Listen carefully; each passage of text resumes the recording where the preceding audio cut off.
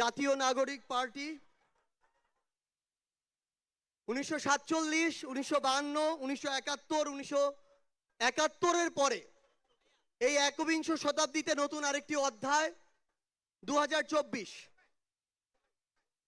আমরা এখানে এই 24-এর অভ্যুত্থানে ফ্যাসিস্ট বিরোধী যে লড়াই করেছি, খুনি হাসিনার বিরুদ্ধে আমরা যারা ঐক্যবদ্ধভাবে লড়াই করেছি, বাংলাদেশের ফ্যাসিস্ট বিরোধী সকল রাজনৈতিক দলের মতের, ধর্মের, বর্ণের, বয়সের যে মানুষ আমরা আজকে এখানে ঐক্যবদ্ধ হয়েছি।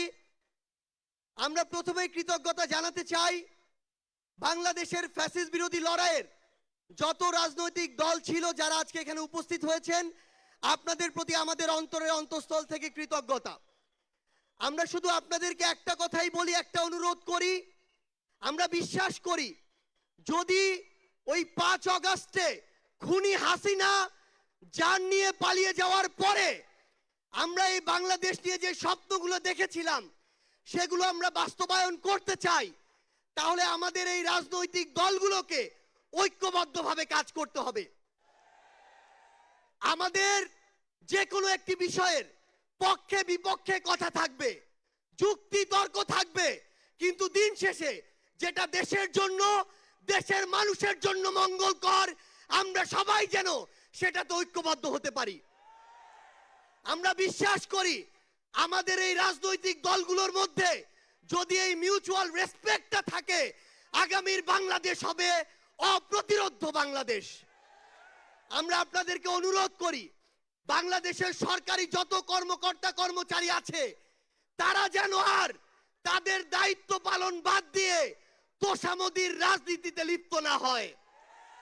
আমরা অনুরোধ করি বাংলাদেশ পুলিশ নামক যেই প্রতিষ্ঠানটিকে খুনি হাসিনা ধ্বংস করে দিয়েছে সেই প্রতিষ্ঠানটি যেন কাজের মাধ্যমে তার গৌরবটি আবার ফিরিয়ে আনে।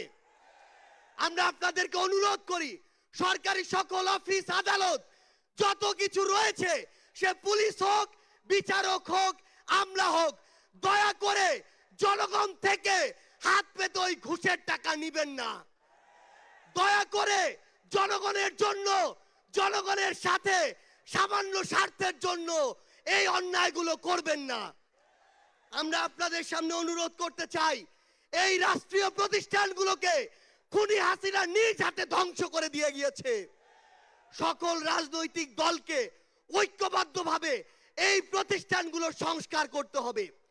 এই প্রতিষ্ঠানগুলোতে যেন সেই মানুষটি বসে যেই মানুষটি দেশ এবং মানুষের জন্য ভালো,